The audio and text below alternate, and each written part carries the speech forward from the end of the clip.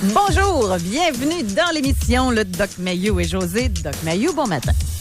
Bon matin, José. C'est vous aujourd'hui qui nous amenez le sujet qui vous a interpellé hier. Vous avez délaissé la télévision francophone pour écouter de l'anglophone à CBC, si j'ai bien compris. Exact. En lien avec Calla Nomen. Expliquez-nous. Écoute, Toronto, la menteuse. Il y a eu l'affaire Ghomeshi avec 3 belles menteuses qui se sont perjurées ou qui ont menti sous serment. Et là, veux-tu pas qu'on a une jeune de 11 ans qui a déclaré vendredi que sur le chemin de l'école ou en quelque part, en compagnie de son petit frère, elle s'était fait taillader au ciseau par un Asiatique. Son voile musulman. Ça a créé une méchante réaction à la télé avec un individu complètement voilé. Écoute, ça aurait très bien pu être Marc Labrèche, là. On ne voyait que les yeux. Alors, ça aurait très bien pu être un fumiste. Et il y avait un individu voilé qui pleurait copieusement. Alors, ça a créé tout un moment de télé jusqu'à temps que la police de Toronto... Ah oui, j'oubliais. Et il y avait une charmante policière de Toronto qui déclarait avec une voix larmoyante le côté épouvantable du comportement haineux de certains Canadiens. Ça, c'était en table ronde, hein, c'est ça? Non, pas jusque-là. Ça, c'était une conférence de presse. OK. Déclaration aux journalistes. OK. Jusqu'à temps que il y a un pauvre... Là, ils ont pris un homme policier, petit vieux, proche de la retraite, le crâne dégarni, à peu près comme moi, accepter le crâne, là, modestement vêtu, même pas habillé avec son habit de police. Qu'est-ce que vous avez de dégarni, vous? Vous êtes au contraire? Non, mais j'ai dit pour l'âge. Ah, OK. OK, un individu dans la soixantaine, un policier, là, proche de la retraite, puis fatigué, et habillé avec une espèce de chemise blanche du Sud, là, qui est venu déclarer qu'il n'y avait pas eu d'événement. Oh! Sophie, t'es pas contente? Parce que Justin est intervenu suite à la conférence de presse. Même lui, il a tweeté sur le sujet. Eh oui. Et là, hier soir, chers amis, devinez qu'est-ce qui s'est passé sur CBC? Un gros panel. 4 invités avec l'animateur. Écoute, c'était meilleur que le bye-bye. Mais de quoi pouvait-il débattre, il me semble? Elle a menti, l'histoire est finie. Sérieusement, je me questionne, là. Le mot mensonge a à peu près jamais été prononcé. Comment ça? C'est clair que c'est ce qu'elle a fait, là, la jeune fille de 11 ans. L'événement... Est-ce que on est même allé jusqu'à se demander si les enfants pouvaient mentir? Ah! Oui! La question s'est posée. Oui! Vrai comme t'es là! En tout cas... Et, chers auditeurs, j'exagère à peine, ça m'a captivé plus que le bye-bye. C'était un moment de télé pissant.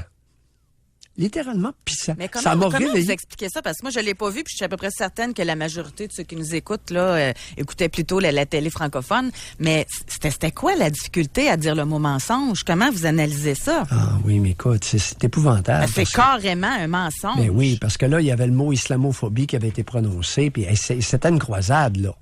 C'était une croisade avec le soutien de la police de Toronto. C'est pour ça que j'ai commencé mon intro en disant « Toronto, la menteuse ». Ce qui vient de Toronto, dorénavant, va falloir se méfier, les amis. Ben là, parce que Toronto est capable de mentir. D'après moi, pas mal toutes les provinces sont capables. Là. Je caricature. Oui, je sais bien. Mais... Je me paye une traite. On nous cite toujours Toronto. Ben là, au moins, on a 2 incidents majeurs où Toronto a embarrassé, et je le dis sérieusement, Sophie. Sophie doit être en beau...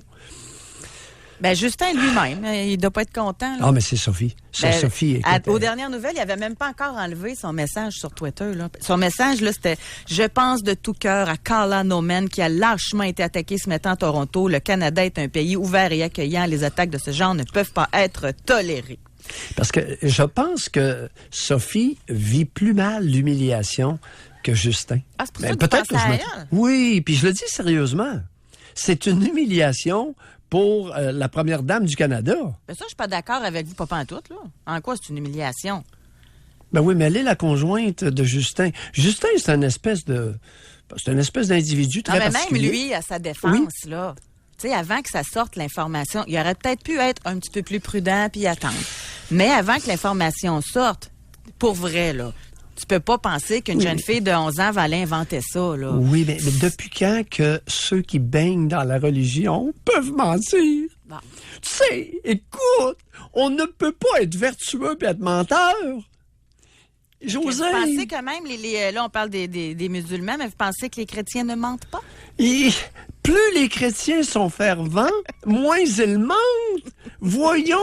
Mais la José, question de ce matin, c'est là, ça nous amène à nos auditeurs. Exactement, parce que vous, en plus, vous êtes vicieux, là. Hein? Ça, vous aimez ça, en plus, là. Être vicieux. Ah oui? Je pense que oui. Véreux. On peut dire ça aussi. Ben, je peux être les deux. C'est ça. Je vous laisse vous qualifier. OK, les deux. Parce que Vicieux vous et allez véreux. plus loin. Pendant qu'il y a des gens qui se demandent si les enfants peuvent mentir, vous dites, est-ce que ça se peut que des parents mentent à leurs enfants? Vous allez jusque-là. Et surtout les fervents croyants. Moi, je pense que les fervents croyants mentent encore plus. Ça se pourrait. Ben moi, je pense Ils pas. sont encore plus menteurs. Savez-vous quoi? Parce qu'il y en a de moins en moins des fervents croyants, puis il y en a autant de menteurs, selon moi. C'est... Et alors, la question ce matin, là, les gens qui ont vu ça apparaître sur le Facebook de la page de l'émission Le Doc Maillot, José de Vazé, aussi, qui s'en vont avec ça. Mais non, les réponses des gens sont tellement intéressantes, sérieusement. Ben, j'ai hâte de les entendre. Là. Il y a seulement toi qui y a accès, là, ma chère. Ben, et tous les auditeurs, le jour... Et quelle est la question déjà? À partir de quand avez-vous réalisé que vos parents vous mentaient? Puis pour vrai, quand j'ai posé la question, je me dis, c'est peut-être trop direct. Je sais pas si les auditeurs vont vraiment embarquer. Puis on a eu d'excellentes réponses, là. C'est bon, premièrement, celle-là, je m'en attendais. Il y en a une, Jessica, elle dit, j'ai su, quand ma mère a trompé mon père, je l'ai pogné, j'avais 7 ans, à peu près. Fait que là, ça a été une première fois. Ah, oui, mais attends un peu, là, où est le mensonge? Ben, peut-être qu'elle avait dit qu'elle était fidèle à son père, là, on le sait pas, là. Mais si elle l'avait pas dit? Si elle l'a confronté, admettons, là. Si elle l'avait pas dit, il n'y a pas de mensonge. Non, mais ça, vous avez raison. C'est juste à son père, pas à elle. Mais elle a peut-être compris qu'elle mentait à son père. Ah, mais là, c'est à elle. Oh. Il y a des limites à s'approprier le mensonge. Non. La question est, à partir de quand avez-vous réalisé que vos parents ou votre parent vous mentait à vous? Oui. Ben oui. Mais on ne connaît pas le détail. Elle écrit ça. Mais ça doit être arrivé plus qu'une fois. En tout cas. Ben là, Jessica, appelez-nous. Parce qu'il se pourrait qu'il n'y ait pas eu de mensonge à vous. Ah! Mais si Jessica l'a confronté. Non, pas 7 ans. Écoutez, on va définir les mots. Mentir, c'est dire en pleine connaissance de cause le contraire de ce qu'on sait être la vérité. OK, ça définit. Alors, oui, parce qu'il y a beaucoup de monde, et la plupart des adultes avec lesquels j'échange, oui, mais il m'a pas tout dit, il m'a menti. Je regrette. Ça, c'est ne pas dire l'entièreté de la vérité. On a... Oui. C'est intéressant. Ça va barder dans les mots à matin. Les souvenirs, quand même. Oui. Hein, ça, François, il dit, mon père, tu sais, François, ça fait de la peine à papa de te donner la fessée. Lui, il a considéré que c'était un mensonge. Oui, en passant, avez-vous vu ça le tollé? Là, c'est parce qu'on l'a fait et refait le sujet, mais j'ai plein d'auditeurs qui nous ont écrit cette semaine parce que Kelly Clarkson, là, la chanteuse que j'aime bien, soit dit en passant, a avoué qu'elle donnait des tapes ses fesses à ses enfants. Puis là, il y a eu toute une polémique par rapport à ça. Encore une fois, il y en a de la moitié qui défendait, puis il y en a de la moitié qui disait que ça n'avait pas de bon sens. Qui est cette bozo? Fais mon instruction. Kelly Clarkson, elle a été... Comment tu l'appelles? Kelly Clarkson. Oui, Kelly Clarkson. Oui, elle vient d'où? Elle sort d'où? C'est aux États-Unis. OK. Puis une chanteuse très, très populaire. Ah, bon. Puis elle a été découverte, elle, dans l'émission American Idol. Oui, elle fait sur ses enfants, puis elle est fière de ça. Elle donne des tapes ses fesses, puis elle disait ça comme dans une entrevue, je pense. En tout cas, Là, les gens, moitié-moitié. Là, il y en a qui l'ont vu, qui en revenaient pas qu'elle fasse ça, puis il y en a d'autres qui disaient, voyons donc, il n'y a rien là, donnez une tape ses fesses. Fait que là, les gens connaissent votre discours. Fait que là, tout le monde dit, hey, vous devriez refaire une émission là-dessus, mais c'est parce qu'on l'a fait quasiment 2 fois, là. Oui, mais il va falloir la refaire parce qu'il y a une dinde qui se promène, qui fait la promotion de la fessée, là. Ouais. En tout cas, bref. Alors, la lui, dinde, oui. si c'est le dindon qui crisse une fessée à ta petite fille, tu dis quoi, la dinde? Parce que le dindon, il mesure 6 pieds 2, 2,40 livres. Puis il dit crisse une claque ses fesses à la petite qui a 7 ans. Tu dis quoi, Kelly? Tu dis, on va te faire un méchant bon pâteau au poulet avec toi si ça continue. C'est ça qui va arriver. J'aime le rapport. Non, Donc, ça, écoute, mais notre ça me met en auditeur- maudit. Je trouve ça épouvantable qu'on se réclame de la violence comme fin éducative. Surtout pour les filles. Encore plus pour les fillettes que pour les garçons. Juste pour Encore vous donner plus. une petite idée, OK? Oui. Qui est Kelly Clarkson? Non, arrête d'insulter mon tympan. Hein? Hey, Ah, moi, oui, cette oui. chanson-là, pour m'entraîner, là, c'est Oui, incroyable. oui. Ben, moi, là, c'est mon tympan, Ça là, a fait partie vibré. de ma liste d'entraînement. ça. Oui. Ben, Kelly Clarkson, je la laisse aux autres. OK? Donc, François, lui, s'est aperçu, il a compris qu'il y avait un mensonge là-dedans. Revenons à François. Quand Alors, il a dit, tu sais, François, ça fait de la peine à papa de devoir te donner la fessée. François, à quel âge? Bon, là... Parce que l'âge va être François, important, là. Attends, allez voir sa photo sur Facebook. À peu près. Il n'y a pas de photo sur son profil. Je pourrais pas vous dire... OK. OK, admettons trentaine. OK. Oh! Alors, c'est pas arrivé dans les années 30, là. Ni 40, ni 50. Oh! Ouais. Oh! Ouais. Et sais-tu que l'hypocrisie n'est pas réservée qu'aux femmes? Maudit hypocrite. En plus d'être menteur, un maudit hypocrite. On va recommencer un matin. Vous voulez retourner dans le Huffington Post, là? Que j'ai pas vu, mais dont on m'a parlé à l'émission matinale de Catherine. Ben oui. On y reviendra. Savez-vous ce qu'on va faire? On va parler avec Luc qui nous appelle de Hall. Oui. Puis ensuite, on continuera évidemment. Bonjour, Luc. Salut, hey, je suis content de passer vite parce que c'est un sel puis ça coûte 30 cents la minute, là. Oui. Maudit. Hey, docteur, Vous changez de forfait, là, en passant. C'est bien trop cher. Ben, c'est parce que ça me coûte pas cher. Ça me coûte 25$ par mois plus les taxes. Ah, OK. J'ai droit à 100 minutes par jour, OK. puis le fin de semaine, puis les soirs, c'est gratuit. C'est un bon forfait. Vous venez de dépenser 30 cents. Continuez. Bon, regarde, c'est important ce que j'ai à dire. Docteur Mayou, félicitations. Là, je sais pas, j'étais encore le seul qui a le droit de parler encore un peu. Puis, il y a le Collège des médecins qui essaie de vous former à gueule, mais c'est plus smart que les autres. Puis, je suis sûr que quand vous allez là, vous avez du fun, parce que moi, j'aurais du fun à votre place. Bon, là, on va Vous n'avez pas entièrement tort, oserais-je dire. Allez-y, continuez. Ben, non. Bon, ben c'est ça. On part-tu du sujet ou Oui. on parle d'autres Oui, choses? oui, Allez-y, lâchez-vous, vite. OK, Accouchez. on va parler du mensonge. Moi, je suis né en 60, je suis années, mais on va avoir 58 ans bientôt, cette année. Aussi longtemps que je peux remonter dans mes souvenirs, je peux aller jusqu'à 3 ou 4 ans. 3 ans, j'ai des flashs, 4 ans, j'ai assez de souvenirs à 4 ans. Puis, dans ce temps-là, ma mère, mon père, ben, ils me faisaient croire le Père Noël. Mais à 4 ans, ben, je croyais au Père Noël, mais à 6 ans, je croyais plus au Père Noël, moi. Parce que j'ai réalisé que c'était pas logique, ça n'a pas de bon sens. J'étais assez intelligent, puis à 6 ans, je croyais pas au Père Noël. Mais j'ai joué à la game. Puis comme ça, j'ai joué à la game. Puis, Pour avoir des cadeaux, oui, continuez. Non, pas pour avoir des cadeaux, je n'aurais eu pareil, parce que même après que le Père Noël était fini, là, l'histoire, j'ai continué à avoir des beaux cadeaux. J'ai été gâté côté matériel. OK. Quel game avez-vous joué, Luc? Ben, je veux dire, j'ai fait assembler, je créais au Père Noël. C'est ça, je veux dire. Pourquoi? Ben, parce que en tout cas, ça, autant pas en parler, là, ça serait trop long à élaborer. Non, là, non, je pourquoi? veux pas- C'était ça l'essentiel, Luc. Pourquoi vous avez accepté? Ben, parce que... Non, je peux pas... Je m'excuse, là, je peux pas élaborer là-dessus. On en parlera une autre fois, peut-être. OK, parfait. Parfait, Luc. Ben là, c'est ça. Puis aujourd'hui, ma mère est encore vivante. Elle a eu 85 ans au mois de décembre, puis elle me compte encore des menteries, mais je sais quand menteuse un jour, menteuse toujours, ça arrive parfois. Ben, OK? On est 5 enfants dans la famille. Moi, je suis le dernier, là. Oui. Okay, puis juste La plus vieille, elle a, je pense, c'est 7 ans de plus que moi, puis elle est décédée du cancer. Ouais. Luc, est-ce que... Il en reste 4, il n'y en a pas un qui me parle parce que... je sais pas pourquoi. J'essaie de faire des contacts un petit peu à rien faire, puis j'attends des retours. Puis... J'ai une question pour vous, Luc. Est-ce que vous continuez encore de faire semblant de croire les menteries de votre mère pour pas lui faire de peine?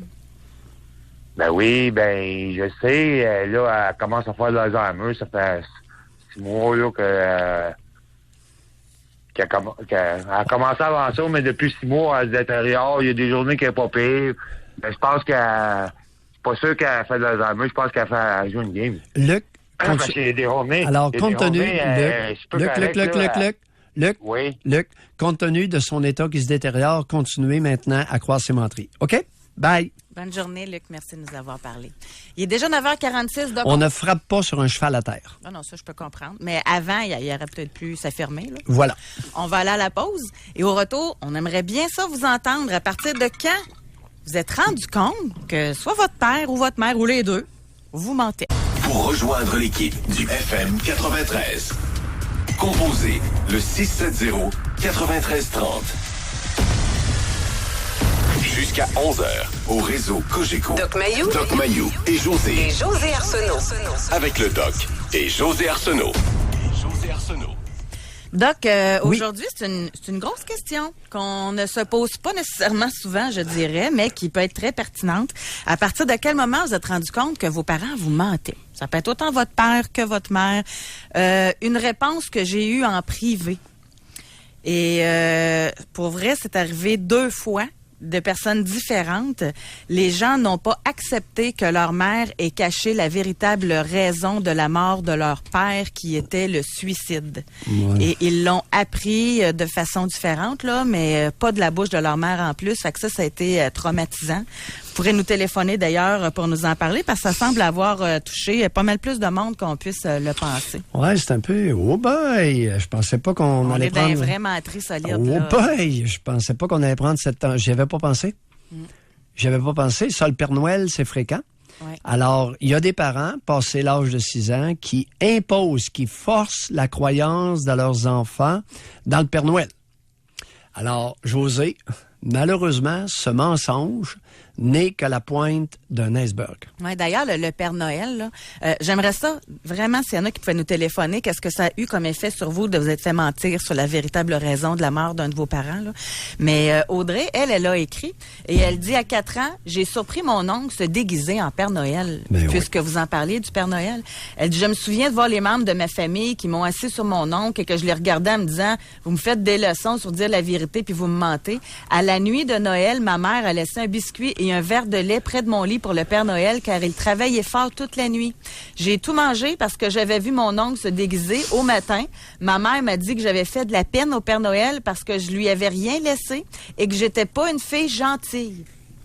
Bon. Elle dit, je suis éducatrice en garderie et je suis en désaccord à encourager les enfants à croire à ce mythe pour développer son imagination. Je n'y adhère pas. Alors, chère auditrice... Audrey, cette histoire-là est la pointe d'un iceberg. Votre mère a définitivement manifesté son incompétence à vous materner adéquatement. Alors, la mauvaise nouvelle ce matin, c'est que vous êtes orpheline de mère et vous l'avez toujours été. On a une auditrice, j'aimerais savoir les détails. Je sais que ça ne doit pas être évident de tout se rappeler tout ça, là, mais une auditrice, elle dit, mon père s'est suicidé, ma mère m'a conté un paquet de menteries, j'avais 22 ans quand je l'ai appris. 22. Ça doit être terrible. C'est un choc. Hey, 22 ans, t'es adulte, là, tu t'es fait compter ces menteries-là pendant toute ton adolescence, tu t'es fait des films dans ta tête, je sais pas quelle menterie il avait raconté. Hein, ça doit être, tu sais, quand vous dites de l'importance de voir leurs parents tels qu'ils sont, là, elle n'a pas pu voir son père, là, comment il avait... C'est un grand bout qui y a manqué. C'est assez épouvantable. Oui. Oui. Puis elle découvre ça à 22 ans que son père. Alors là, il y a tous ces films dans sa tête qu'elle doit refaire. C'est pas drôle, cette histoire-là. Là. Puis quand on pense à ceux qui ont appris aussi, qui ont été adoptés, puis ça sort tout le temps tout croche en plus. Hein? C'est une matante qui s'échappe ou c'est vrai, j'en ai entendu des histoires de gens qui ont appris. Toute leur vie, ils pensaient que c'était l'enfant là, des géniteurs, des parents qui avaient, puis finalement, ils se rendent compte que non, ils ont été adoptés. Ça aussi, c'est un choc, là. Oui. On est dans les grosses menteries, là. On va parler avec Jessica de Sherbrooke. Bonjour, Jessica. Allô, ça va? Oui, Jessica. Est-ce que vous êtes celle qui a envoyé un courriel à l'âge de 7 ans qui avait découvert que votre mère avait une relation extra-conjugale? Non? Non, malheureusement. Okay, mon père était déjà décédé. Ah, OK. Allez-y, on vous écoute. Ça, moi, en fait, c'est ma mère qui m'a menti pas mal toute ma vie. Puis je l'ai découvert dans les environs de 18 ans, là, quand le chat commençait à sortir du sac, là. Juste l'origine de mon nom, moi, elle m'a tout le temps dit qu'elle avait perdu au flip. Finalement, c'est parce que ma grande-tante était supposée m'adopter parce qu'elle me voulait pas pendant la grossesse. OK. Il y a aussi le fait qu'elle m'a menti sur les raisons de pourquoi j'étais en famille d'accueil. Moi, elle me disait tout le temps, mes grands-parents voulaient ma garde après le décès de mon père, puis qu'ils ont fait beaucoup de pression. Elle a même essayé de me faire dire, quand j'avais 2 ans et demi, que mon grand-père m'avait abusé. En cours. Elle voulait me faire dire ça en cours pour garder ma garde alors qu'elle n'était pas apte pantoute. Ça, je l'ai appris juste à 18 ans. Attendez un peu. Et pourquoi n'était-elle pas apte, selon vous, à s'occuper de vous?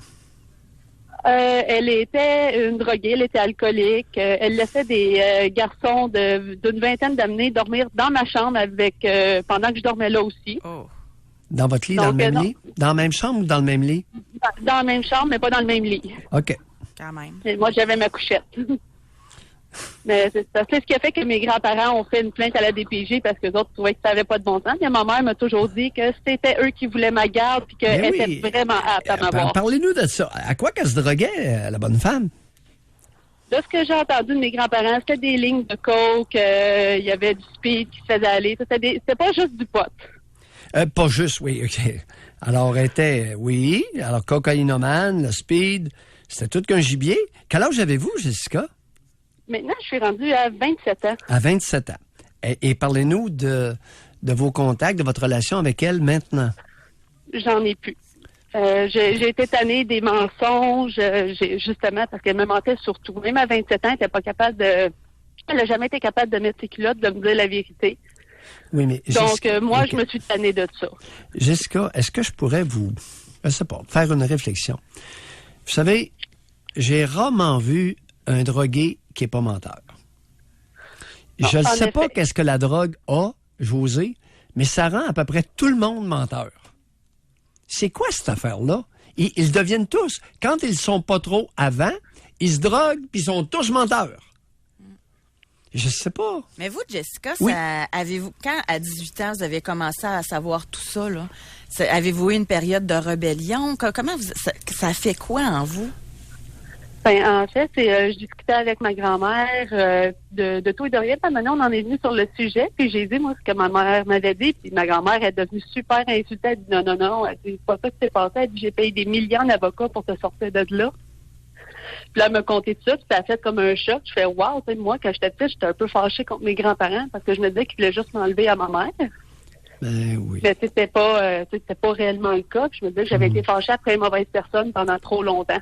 Oh, alors le mensonge, les menteries de votre mère ont eu des conséquences sur votre comportement à l'époque. Oui. Elle vous mentait pour vous garder. Et quelle était sa raison, votre mère, la droguée, de vous garder, d'avoir votre garde? Oui, ben en fait, après avoir fait mon court passage en famille d'accueil, elle a réussi à faire ses preuves pour avoir ma garde. Oui. Mais c'est ça, après ça, ben moi, j'étais pas consciente du dommage qu'elle faisait quand même autour. Est-ce qu'elle était sur l'aide sociale? Oui. Alors, son chèque d'aide sociale a été coupé de combien, d'après vous? Quelle était la différence en termes d'argent à chaque mois sur le chèque d'aide sociale et les allocations familiales si elle perdait votre garde? ça, je pourrais vraiment pas le dire. Parce que Vous vérifierez quand vous voudrez comprendre pourquoi votre mère tenait tant à votre garde. Follow the money. Les Anglais, hein, c'est incroyable. Ouais. Ces maudits Anglais-là, ils ont toujours une phrase pratique Qui dit tout, là. Oui. qui dit tout. Follow the money. Ouais. Suivez l'argent et ça va vous permettre de mieux comprendre beaucoup de comportements et de menteries de votre mère. Merci, OK? Jessica. Bye. Merci, bonne journée, au revoir. Bye. C'est assez fâchant, hein, cette histoire-là Ouais. aussi. Follow the money. Eh Suivez oui. l'argent. Oui. Oh! Nous, on va suivre notre producteur, puis on va aller à la pause. Et au retour, nous allons parler avec Claude de Québec. Pour rejoindre l'équipe du FM 93, composez le 670-9330 Doc Mayou et José Arsenault. avec le Doc et José Arsenault au réseau Cogeco. Aujourd'hui, dans l'émission, on vous pose une question très directe. À partir de quel moment avez-vous découvert qu'un de vos parents ou les deux vous mentait? Ça peut être des petites menteries, mais il peut y en avoir des grosses aussi, là. Je suis régulièrement stomaqué par la facilité avec laquelle les adultes au Québec mentent et souvent se mentent à eux-mêmes. Ah, ça, c'est un autre... Entre autres, sur la conception de leurs enfants. Je suis confronté à ça quasi au quotidien, José. C'est incroyable les salades qu'on me sert concernant la conception des enfants. Et lorsque je gratte, je découvre à peu près n'importe quoi. Mais ça va être un sujet, parce que je trouve ça vraiment intéressant. Ben oui. C'est sûr qu'on va en discuter Ouais. de ça. On va aller au téléphone, on va parler avec Claude de Québec. Bonjour, Claude. Bonjour, ça va bien? Oui, Claude, on vous écoute. Je voulais juste vous faire une petite parenthèse pour voir un peu l'autre côté de la médaille. Moi, j'ai eu 2 filles et leur père est décédé de cancer. Et on m'a reproché à peu près toute ma vie ou la vie de mes enfants de ne pas leur mentir parce que eux, ils considéraient que les enfants, peu importe qui, là, que ce soit la famille, les amis ou tous ceux qui sont un peu trop, je dirais, émotionnellement atteints par la maladie ou la mort, ils auraient préféré que je mente parce qu'ils disaient que les enfants, dépendant de l'âge, n'ont pas les capacités de comprendre tout ça, de comprendre après. Moi, mon principe, c'était plus de dire, ben garde, si un enfant est capable de poser une question directe, c'est sûr qu'on s'entend, on ne dit pas les choses de la même façon un enfant de 5 ans qu'un enfant de 15 ans. Mais je me dis, si tu poses la question, rendu à 15 ans, moi, mon père, il est mort, mais est-ce qu'il a toujours été gentil? Allais-tu bien en vous deux? T'as-tu déjà triché? Peu importe. Ben moi, les gens, ils idéalisent tellement les morts qu'il aurait fallu que je mente sur la mort.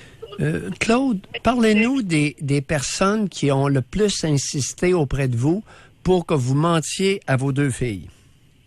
Ben la belle famille, c'est sûr, parce que c'était leur fils. Voyons. Non, la belle famille, ça, c'est un paquet de monde. Qui, de la belle famille, a insisté auprès de vous pour que vous mentiez à vos 2 filles? La mère de mon mari, le père de mon mari. Souvent, c'était pas des détails, là. Tu sais, ces choses-là, on dit pas ça, ou on laisse ça beau, ou on... moi, j'en connais pas. Claude, quelle est la... Je répète ma question. Quelle est la personne... La belle-mère, surtout la belle-mère. Bon, c'est dur à dire, hein? On est tellement surpris. On est renversé d'apprendre ça ce matin. Mais quel est votre...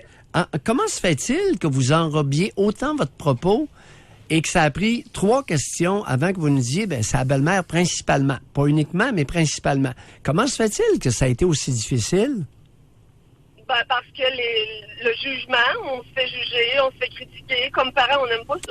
Non, Claude. Comment se fait-il que c'est aussi difficile pour vous de nous révéler que c'est principalement votre belle-mère qui insistait pour que vous mentiez à vos filles? Ben, probablement les 11 dernières années que j'ai eu du trouble avec, ça doit être ça. OK. Fait que dans ce temps-là, on aime moins les nommer, hein? Ah, ça peut être le contraire. Ah, ouais. Non, moi, je suis pas quelqu'un qui me venge, je suis quelqu'un qui, justement, qui dit ce que j'ai à dire, donc ça plaît pas. Ça plaît pas nécessairement. Fait que les gens aiment mieux mentir, c'est plus doux à l'oreille que de dire la vérité, souvent. Ouais. Dire à une enfant que ton père a été infidèle, c'est pas le fun d'entendre. C'est bien plus le fun de dire qu'il était fin et qu'il était beau. Hein? Mais Vous le êtes but, pas... c'est de- Attendez un peu, vous là, vous avez dit quelque chose qui qui m'a interpellé. Vous n'êtes pas une personne qui se venge. Non. Racontez-nous ça. Ben, moi, je disais à mes enfants, de la façon que je jugeais le mieux possible, ce qui se passait ou ce qui s'est passé ou ce que je pensais sans dénigrer. J'ai jamais dit que leur grand-mère était une folle ou que leur père était méchant ou que c'est pas comme ça. Moi, je disais ce qui est arrivé. Ton père Claude, est décédé. face à la belle-mère, Oui. quel âge aviez-vous? Quel âge de développemental aviez-vous face à votre belle-mère? Vous voulez dire à l'âge du décès de mon mari? Non. Lorsque vous étiez en sa présence, Oui. quel âge vous donniez, en rétrospective, là, vous agissiez comme une personne qui est rendue à quel âge de son développement? Ben, comme une adulte. Non. Non? Non, il n'y a pas un auditeur qui va vous croire. Pourquoi? Est-ce que vous étiez capable d'affronter votre belle-mère? Oh oui, monsieur. Alors, comment se fait-il qu'elle a passé 11 ans à vous écraser? Parce que je me défendais puis elle aimait pas ça. Ah, ouais. Ben oui, je me défendais. Fait que c'était On une peut guerre se de défendre, pouvoir entre les deux, c'est ça? Ben, moi, Alors, je vais devoir vous interroger sur l'efficacité de votre défense. Si elle passe 11 ans à vous attaquer, ça veut dire que vous vous défendez de façon inefficace, n'est-ce pas? Ben, il y a déjà têtu, hein. Moi, je vais vous donner un exemple. 0-5 ans, moi, mes enfants n'ont pas mangé de malbouffe ou de cochonnerie ou de trucs comme ça. Moi, j'y tenais. Ça, c'est chacun ses choix. Je tenais absolument qu'il y ait une bonne alimentation 0-5 ans. Elle était contre ça. Elle trouvait que j'étais une grosse méchante de pas donner du McDo ou je sais pas quoi, des bonbons à Noël, du chocolat à Pâques. Ben, je tenais mon bout. Mais tenir son bout, c'est quelqu'un qui était dessus. C'est pas toujours évident, hein. Fait que c'était non. Puis ça recommençait, puis c'était non. Il n'y en a pas question. Comment se fait-il que vous avez toléré pendant 11 ans l'acharnement de cette bonne femme-là sur vous? Ben, c'est ma belle-mère. Je peux pas la mettre dehors en tant que ça. C'est ma belle-mère, je peux pas la mettre dehors? Ben, aujourd'hui, oui, parce que mes filles sont adultes, mais petites, c'est difficile de la mettre dehors. Pourquoi? Ben, Pourquoi que maintenant c'est facile? Puis pourquoi ça ne l'était pas à l'époque? Ben, parce que c'est ma belle-mère, c'est pas ma mère, c'est pas même sa mère, on peut la mettre dehors si on veut, mais je veux dire, avec des enfants, c'est plus compliqué un peu, hein? Non? C'est pas. On se pose. En tout cas, ouais, on se pose la question. Alors, vous avez donné. Un peu de souplesse, Pardon? On garde un peu de souplesse parce qu'on veut que nos enfants aient quand même contact avec leurs parents ou leurs grands-parents ou on ne veut pas tout couper quand même. Est-ce que c'était dans l'intérêt de vos deux filles de tisser un lien avec cette femme-là?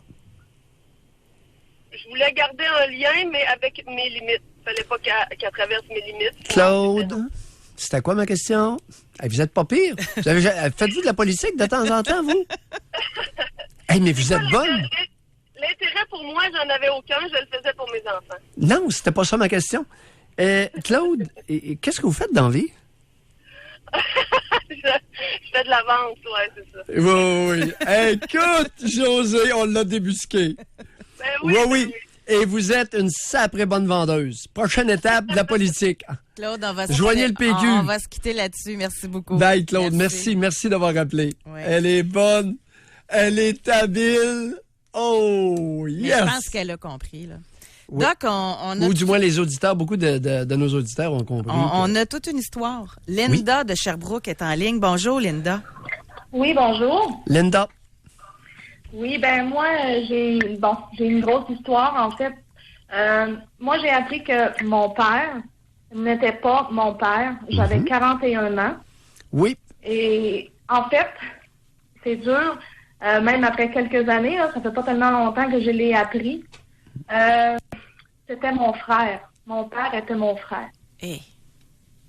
Linda, pour continuer, ça vous dérangerait-tu de prendre le combiné du téléphone? On va mieux vous entendre. Oui, d'accord. Est-ce que ça vous va, là? En tout cas, continuez. Puis, Bon. fait que vous avez Attendez appris ça un peu, parce qu'il y en a... je veux être bien certain, là. Oui, allez-y.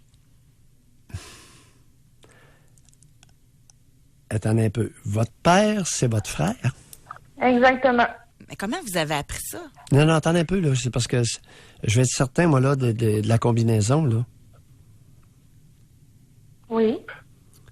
Posez-moi des questions, je vais vous répondre. Mais il y a quel âge, là, ça va aider à la réflexion? Hein? Quel âge, mon père? Non, votre père, c'est votre frère. Comment votre frère peut-il être votre père? Comment que mon père... Pardon, j'ai pas compris. C'est qui est votre mère? Ben, c'est ma mère est vraiment, j'ai une mère biologique. Elle n'est plus de ce monde.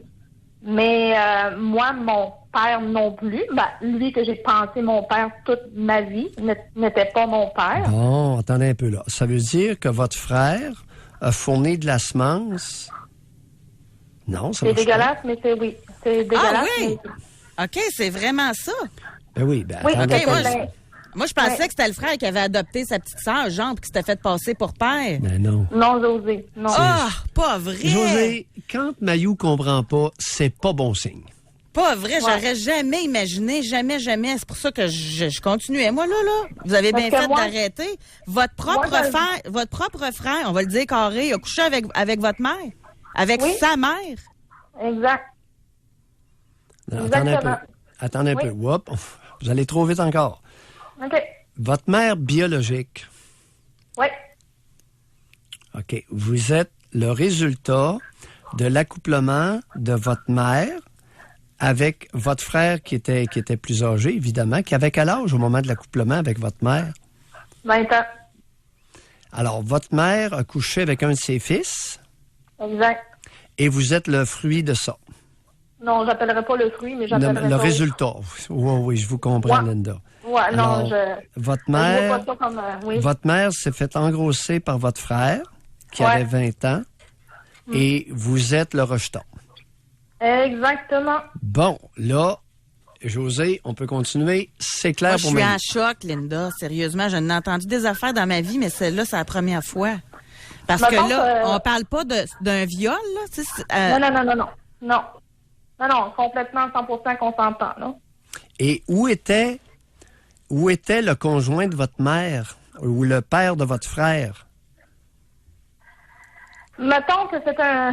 Je veux pas trop parler parce que c'est pas ma vraie identité, je veux pas me faire reconnaître. Parfait, mais... OK. Je comprends. Mais, oui. mais tu sais, je vais vous dire que cet homme-là, je vais l'appeler toujours lui que je pensais qui était mon père, qui était le père, en fait, de mon frère.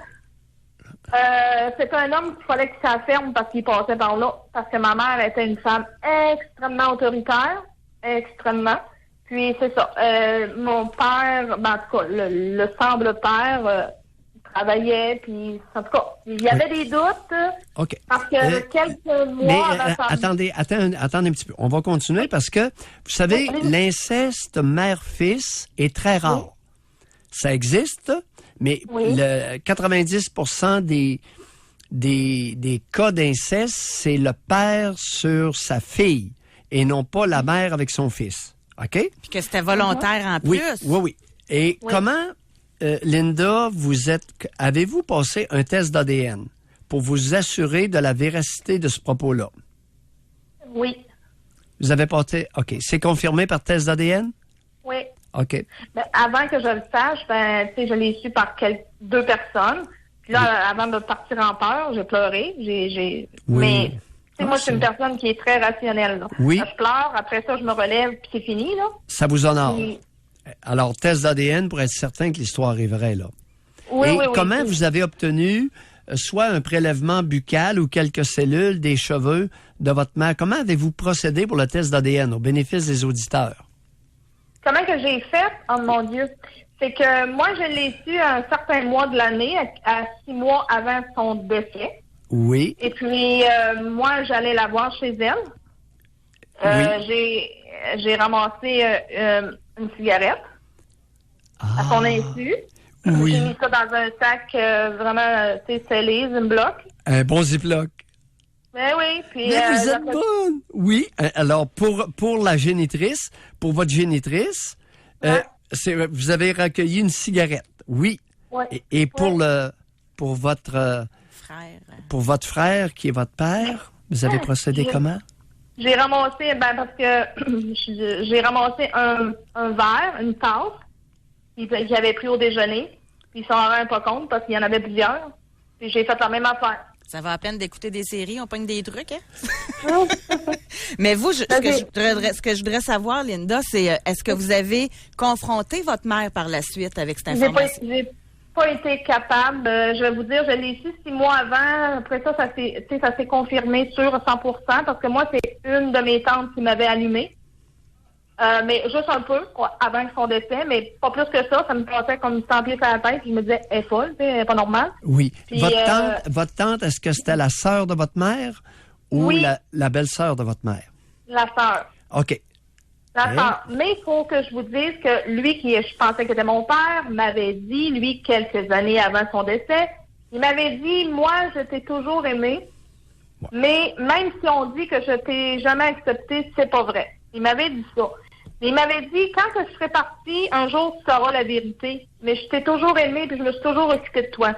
Ça, ça a été le cas, là, vraiment. Puis, quand j'ai eu la confirmation par la médecine que c'était vraiment ça, là, elle a tombé super malade, c'était le cancer. Je me suis occupée pareil, mais il faut dire que j'ai été 2 mois à la boudée. J'allais pas savoir. Je pleurais, j'ai versé toutes les larmes de mon corps 24 heures. 24 heures, là, jour et nuit. Après ça, je me suis relevée, puis après ça, j'ai ragé, je vais vous dire, pendant 2 mois. Puis là, quand j'ai su qu'elle était pour mourir, c'est moi qui me suis occupée.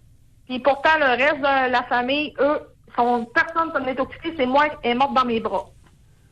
Mais je n'ai pas été capable de lui dire, je le sais. La seule chose que j'ai été capable, parce que j'avais trop peur d'elle, la seule chose que j'ai été capable de dire, elle était dans le semi-coma, là. C'est la grosse morphine. J'ai été capable juste, puis j'avais peur, là. J'ai mis la main sur la tête, puis je lui ai dit, pars en paix, je l'ai su ton secret. Mais t'aurais dû me le dire, je te pardonne, va. Et elle est décédée à peine une demi-heure après. Okay. Et qu'en est-il? Et là, j'ai compris pourquoi après ça, que j'étais le mouton noir de la famille. Ben oui. Moi, j'étais jeune, puis j'ai toujours été mis à part. Je me suis toujours fait dire, toi, t'es pas comme les autres. Puis ma mère me disait la même affaire. Je sais pas quelle crise de face que t'as, ça me ressemble pas. Mais tu sais, elle me disait ça comme ça me faisait de la peine. Mais c'était tout le temps moi qui étais mis au pied du mur. Mais dans le fin fond, c'est moi qui les ai supportés jusqu'à la fin. Là, Linda, au dernier souffle.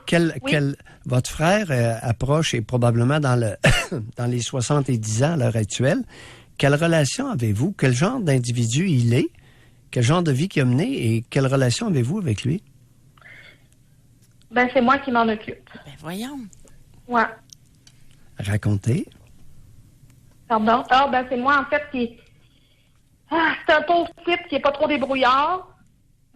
Puis, c'est ça, ses affaires personnelles, ses papiers, toute la paperasse, il est pas capable de s'en occuper. Il est intelligent, mais Attendez un peu. Est-ce qu'il est illettré? Est-ce qu'il sait lire et écrire?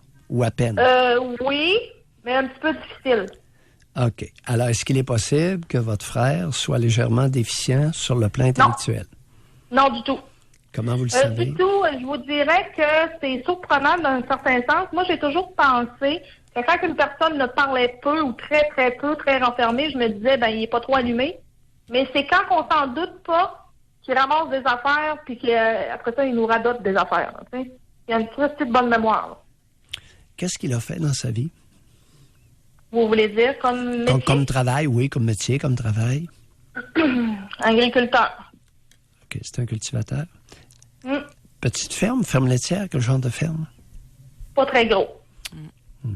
Okay. On va se quitter là-dessus, Linda. Merci beaucoup Merci de la confiance que vous nous portez. Oui. Ben, écoutez, moi, ça me fait du bien d'en parler, puis en même temps, j'ai comme peur aussi d'en parler. Parce que moi, je me vois pas comme belle et propre. Tu sais, je me vois comme sale, excusez, comprenez-vous? C'est que pour moi, on peut pas imaginer ça. Moi, j'ai des enfants, puis je peux pas imaginer que je ferais ça avec mes enfants, comprenez-vous? Fait que pour moi, exact. Je suis comme quelqu'un qui est arrivé sur la planète, puis je sais même pas ce que je fais là. Puis là, aujourd'hui, je comprends pourquoi que ma mère m'a arrêté les études quand j'étais très jeune, m'a fait faire plein des embûches, puis je me suis toujours relevée, mais tu sais, elle m'a mis jusqu'à la classe de déficiente, à une polyvalente, pour que justement, écoutez bien, ça me fait assez enrager, là, pour pas que je couche avec les gars, parce qu'une fille pouvait coucher avec un gars, Ça, c'était facile. Mais elle voyait toujours de la religion partout.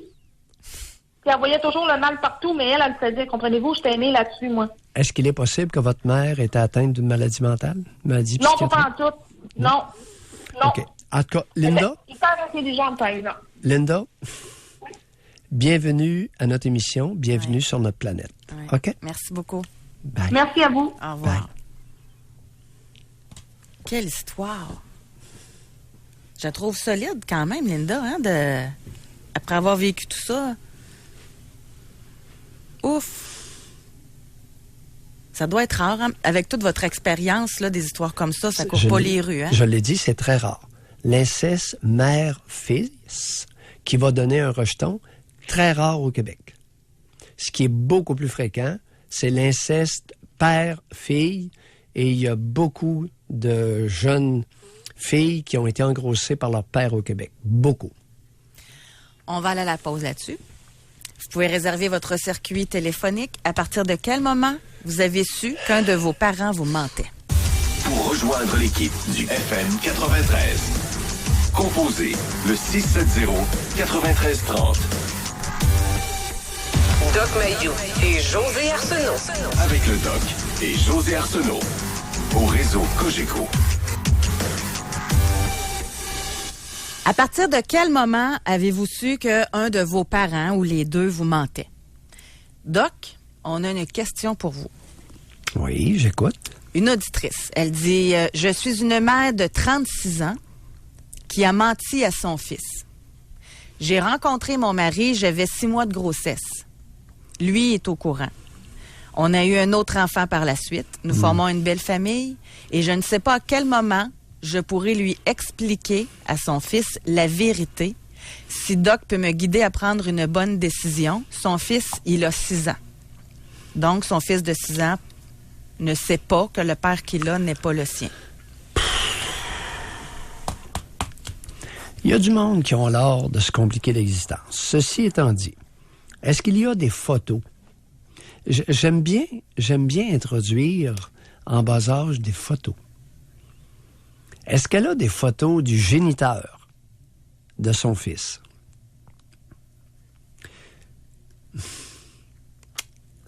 Elle n'est pas facile, celle-là. Non, hein? Parce que faudrait voir si la mère a conservé un contact avec le géniteur de son fils.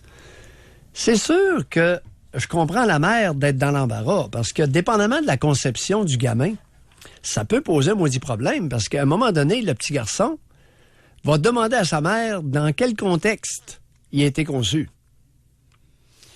Ben, tu sais, c'était une soirée bien arrosée, ça me tentait de me mettre, on n'avait pas de condom, on avait pris de la cocaïne, j'avais pris le monde pose ça, ces questions-là. Les gens posent cette question-là? Ben, les enfants m'ont demandé à un moment donné, ben oui, moi j'ai été conçu un printemps, je pourrais tout te raconter ça, c'est une histoire extraordinaire. Vous savez comment vous avez été conçu? Ben oui, ma mère, ben oui. Ben oui, dans quel contexte, à quelle place, à Saint-Edmond-des-Plaines, sur le bord d'un petit ruisseau, un printemps, mon père faisait un chantier avec ses 2 frères. Et puis ma mère est allée comme cuisinière. Alors, et la cabane qu'ils avaient construite en bois rond, d'un côté, c'était les chevaux qui réchauffaient la petite maisonnée. Et puis, j'ai été conçu là, moi, sur le bord d'un ruisseau à Saint-Edmond-des-Plaines. Eh bien. Ma mère, écoute, se rappelle exactement. Elle était très fertile, elle savait quand est-ce qu'elle... Je posais des questions, comment vous vous êtes rencontrés, mais je n'ai jamais posé la question dans quel contexte. C'est pas pour rien que je fais ce que je fais. J'étais curieuse, moi, dans la vie, puis ça, j'ai jamais pensé à poser ça. Non, puis mes parents, ma mère était à l'aise de raconter... mais pour revenir à notre auditrice, là, il n'y a pas de photo puis aucun contact. Bon. Eh boy. Ben, écoute, il va falloir le dire, c'est bien de valeur, mais puis, tranquillement. Plus tard il sera, plus le choc sera grand, j'imagine? Ça dépend ou des trop enfants. jeune, quand même. Regarde, il y a eu le papa biologique, puis il y a eu le papa d'amour. Okay. Tu comprends-tu? Oui. Moi, il y a des personnes qui sont délurées, qui m'ont raconté quelle était la meilleure façon pour eux de recevoir cette confidence-là. Les enfants aiment beaucoup se faire parler d'amour. Ah! Ah oui, c'est pas ça. Même les petits gars. Pas juste les petites filles, là. Ah oui. Pas un sentiment amoureux. Oui. De l'amour parental. Maintenant, la mère, et 36 ans, ce qui va peut-être l'embarrasser un jour, c'est le contexte de la conception. Ça va peut-être être moins chic. Puis avec qui elle a copulé. Ça va peut-être être moins drôle. Peut-être. Parce que c'est rare qu'une femme copule et devient enceinte d'un homme bien qu'elle abandonne à 6 mois de grossesse. N'est-ce pas, José? On n'a pas l'information. Hein? Tu comprends? Alors, mais elle n'est pas obligée, madame, vous n'êtes pas obligée de tout lui dire. Là. Concernant les moments de la conception, ben, vous pouvez dire que parfois, il y a des adultes qui peuvent avoir certains comportements dont ils sont plus ou moins fiers. Mais moi, j'aimerais juste ça savoir, OK, non, on le fera pas en question Spring, là, juste par texto, là, OK, au 25-226. Savez-vous l'histoire de votre conception? Sérieusement, ça me surprend qu'il y ait plein de jeunes qui demandent cette question-là puis que les parents répondent. Il me semble que c'est tellement privé. Ben là, tellement privé. Ben là, on était dans c'est un mon motel histoire. sur le boulevard Amel, tu sais, c'est Ben oui, mais pas c'est important. mon... Là, il y a des mères, il y a des parents qui ne le savent pas quand vous le savez pas parce que... Puis il y a des mères qui m'ont raconté qu'elles ne savaient pas qui. Il y en avait eu 3 dans la même semaine. Alors là, fermez-vous.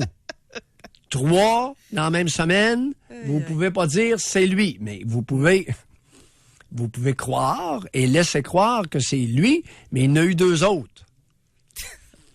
On va aller à la pause, Doc, OK? Et au retour, on va parler tout ça est avec vrai, là, René. j'invente rien. OK. On va aller à la pause. Et c'est ça, au retour, on va parler avec René. Toute qu'une mère, moi vous dire. Je dis juste ça. Pour rejoindre l'équipe du FM 93, composez le 670-9330. Doc Mayou et José. Avec Doc Mayou et José Arsenault. Au réseau Cogeco. Non, ben Doc, je suis pas Oui? tout seul, honnêtement, à trouver ça bizarre.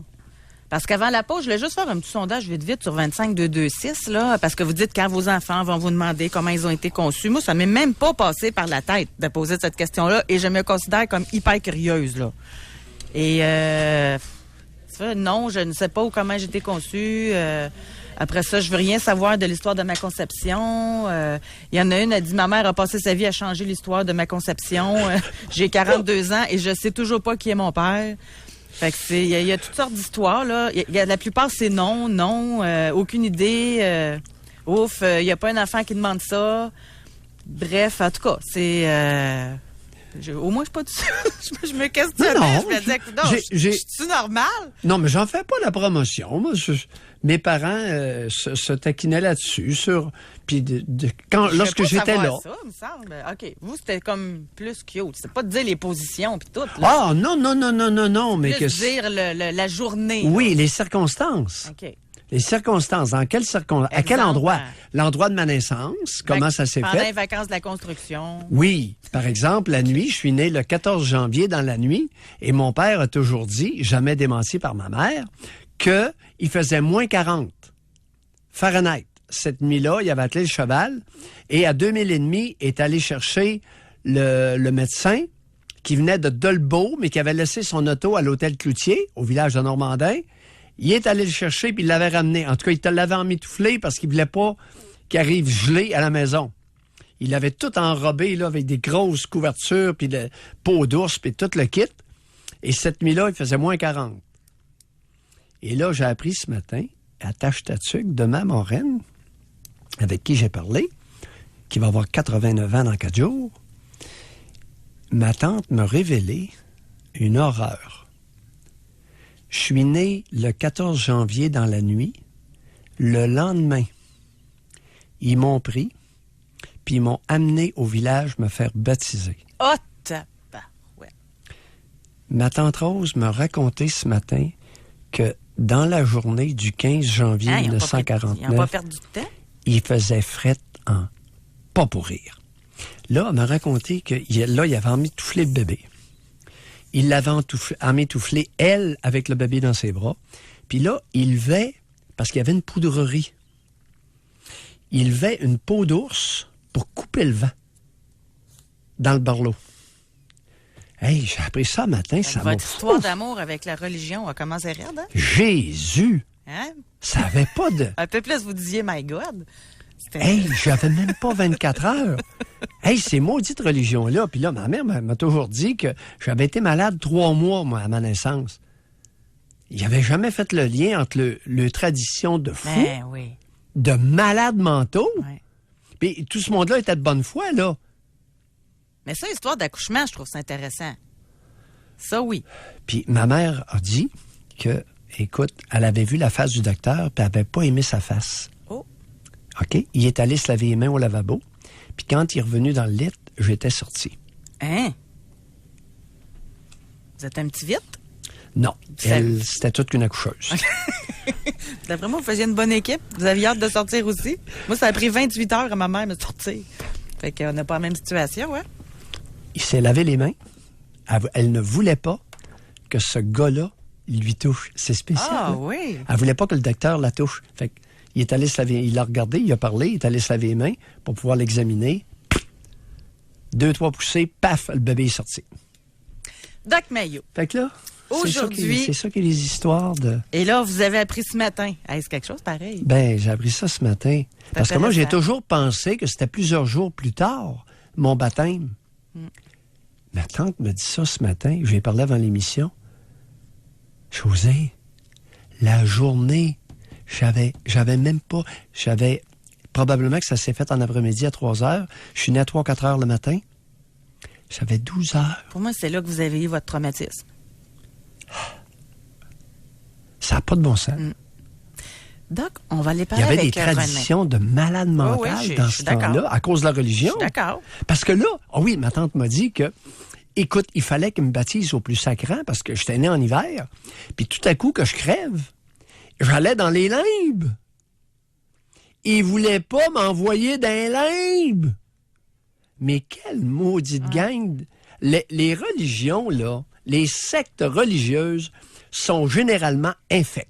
Ce sont des cancers de société. Non, non, c'est toute une histoire, sérieusement. Ouais. Hey, mettre un bébé de 12 heures, 2000 et demi dans une carriole ouverte. Ouais. La nuit, il a fait moins... Ah, en tout cas. Mais Doc, Bon. si vous me permettez, on va Bon, revenir... ben là, je quoi que t'écoute, là. c'est très intéressant, votre histoire, mais on va revenir à notre sujet de base. À partir de quel moment vous avez su que votre père ou votre mère vous mentait? On va parler avec René de Québec. Écoutez bien ça, le genre de génitrice qu'elle a. Bonjour, René. Bonjour vous deux. René, on vous écoute. Voilà, alors moi je l'ai su, ma conception, là, la vérité, je l'ai su, j'avais 15 ans. Oui. Et qu'est-ce que vous avez su à 15 ans? J'ai su que ma mère, c'était ma vraie mère. Alors, voilà ce qui s'est passé, comment ma mère a fait en sorte de parler devant moi. Écoutez, c'est une scène dont je me souviens, je ne devais pas être bien grande, mais je m'en souviens, je me souviens pas grand-chose de mon enfance, mais ça, là, c'est gravé en moi. Excusez.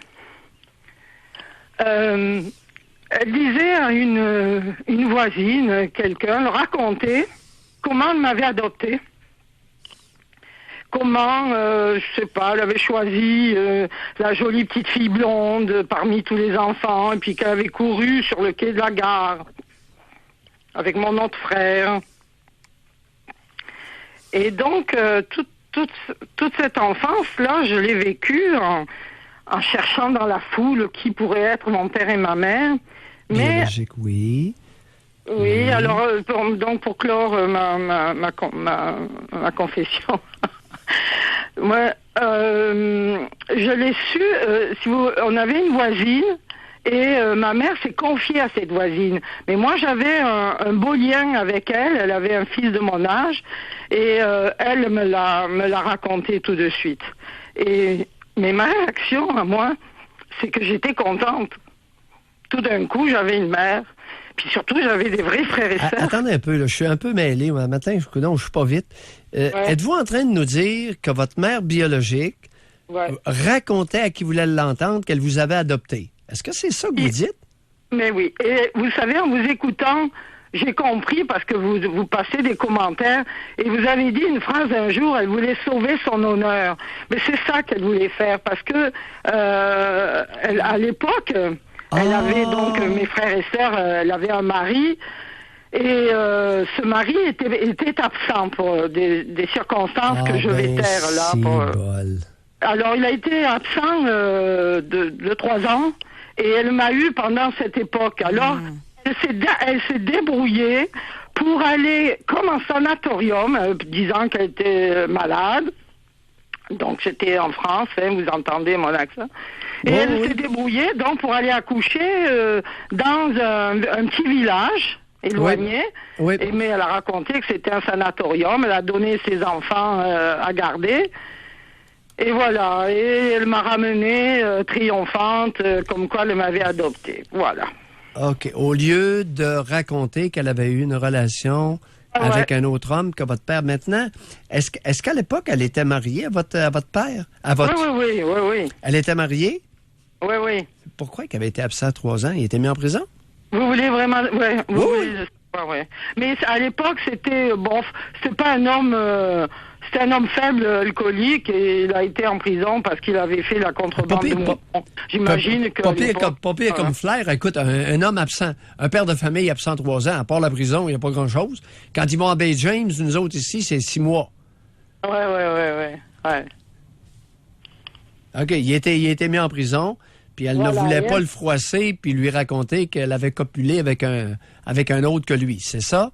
Est-ce qu'il était jaloux, le bonhomme? Non. Il n'était même pas jaloux. Très faible. Elle a monté un scheme, elle a fabulé une histoire. Ouais. Elle a monté une histoire pour faire avaler la couleuvre que pendant que son conjoint était en prison, elle avait ressenti le besoin d'un membre viril. N'est-ce pas, René? Ben, écoutez, René, on peut la comprendre. 3 ans sans membre, c'est toute une époque.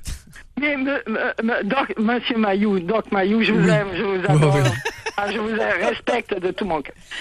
Mais les conséquences, elles sont pas là. Je ne sens même pas quelqu'un. Je veux dire, quand vous avez posé la question tout à l'heure vis-à-vis de mes belles-mères, j'en ai eu 2, vous avez dit quel âge vous aviez. Moi, je me suis dit quel âge j'avais devant cette belle-mère qui me foutait la trouille.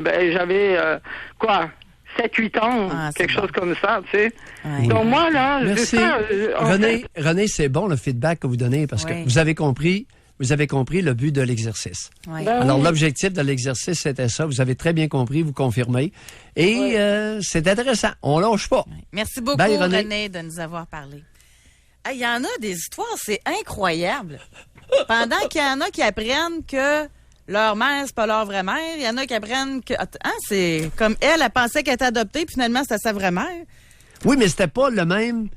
Le conjoint de la mère était pas son père. Ben oui, mais quand même, c'est tout démentré encore. Mais écoute, emprisonné 3 ans, on la comprend, là. Ah, mais c'est pas ça, c'est pas le choix qu'on la comprend ou qu'on la comprend pas, c'est la menterie. Ben oui, mais 3 ans sans chatouillis, c'est beaucoup. Ben je le sais, là. C'est long. Mais de là, tu sais, ça a influencé la vie de René, là. Soyons ouverts. On en a une, Julie, là. Elle dit, depuis que je suis jeune, j'ai toujours ressenti que mon père n'était pas mon père.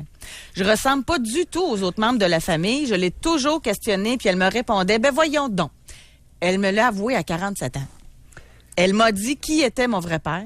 J'ai communiqué avec lui, et lui, il nie complètement. Alors, qui croire? Aïe, ça va mal à la shop. OK. On va en pause? Oui, ça va mal à la shop. Pour rejoindre l'équipe du FM 93, composez le 670-9330. Doc Mayou et José Arsenault. Le Doc Mayou et José, c'est le Doc et José. Au réseau Cogeco. On est loin des histoires du Père Noël, hein?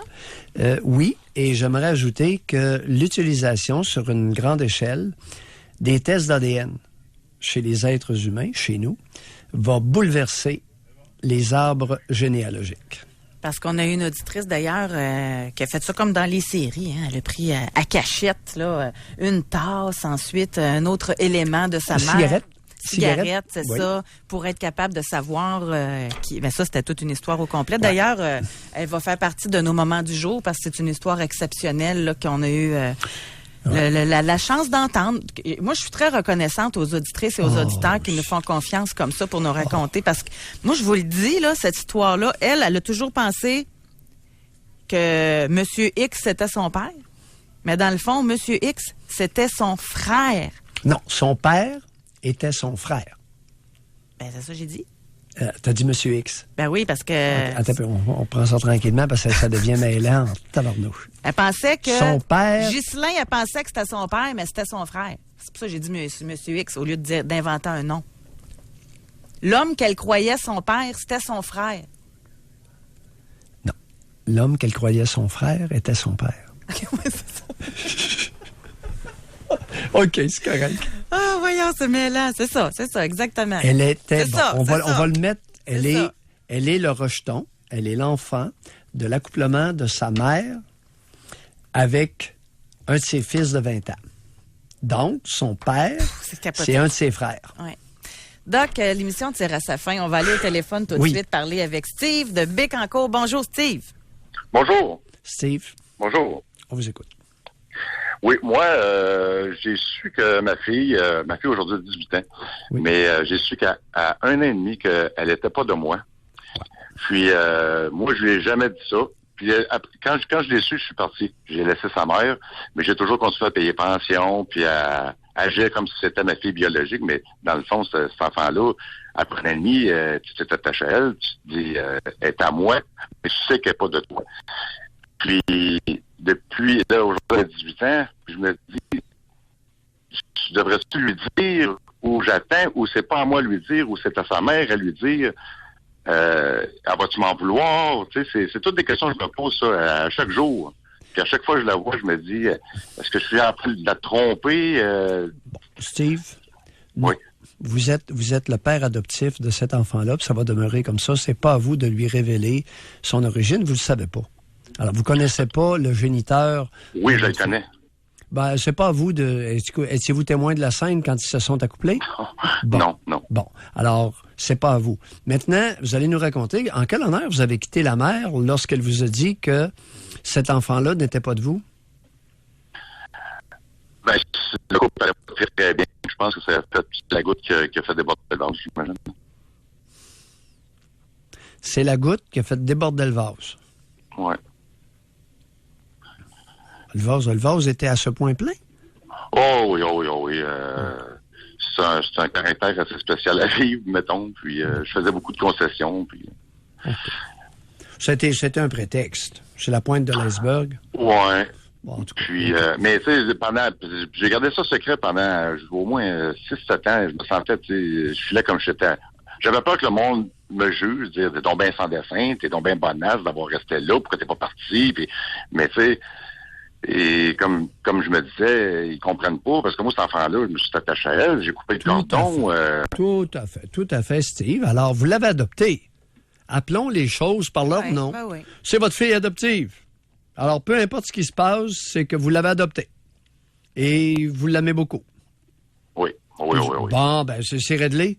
Pas plus compliqué que ça, mon homme. Oui. Mais allez en paix. Oui, merci beaucoup, Steve, de votre appel. Pas compliqué. Mais c'est pas à lui de commencer à lui faire la... Moi, je le comprends. De se questionner. Tu sais, ben oui, mais... C'est comme si, c'est pas le syndrome de l'imposteur, mais tu sais, c'est... T'as l'impression d'y mentir tout le temps en pleine face. Pas du tout! Il l'aime comme un père aime sa fille. Où est l'impostage? Si un jour elle sait, lui, il a quand même le beau rôle, il s'en est occupé quand même, puis il s'occupe d'elle. Voilà. Voilà, c'est lui qui a joué le rôle de père. J'ai été ton père. C'est tout. Il n'est pas le géniteur. Pour les bienfaits. Il est le père. Puis pour les... Alors ça, c'est vrai. Ce qui est important, c'est que lorsqu'on dit quelque chose, que ce soit vrai. Ma fille, c'est moi ton père. Ça donne que je suis pas ton géniteur. Et ça, c'est à ta mère à t'expliquer. Mais lui, il est le père. Puis il a joué son rôle de père. À partir de quand? Parce que dans l'émission, on a commencé comme ça avec des gens qui sont très fâchés après un de leurs parents. Puis la plupart du temps, c'est après leur mère, suite au suicide de leur père. Et la question est revenue. À partir de quel âge un enfant est prêt à connaître la vérité dans un contexte comme ça? Ça dépend. C'est jamais pareil d'un enfant à l'autre. Il n'y a pas 2 enfants pareils. Deuxièmement, à partir de quel âge? Papa, il est décédé. Puis à un moment donné, l'enfant, il va dire, il est décédé de quoi? Ben, tu lui dis. Il était découragé, puis il a mis fin à ses jours. Ah bon? C'est tout. Il va revenir. Il va revenir un peu plus tard. Il y a un stade qui doit être difficile, hein, de non-retour. Tu sais, plus Pardon? t'attends avant de le dire, plus t'attends. Non, c'est d'abord, c'est dans un contexte de complicité.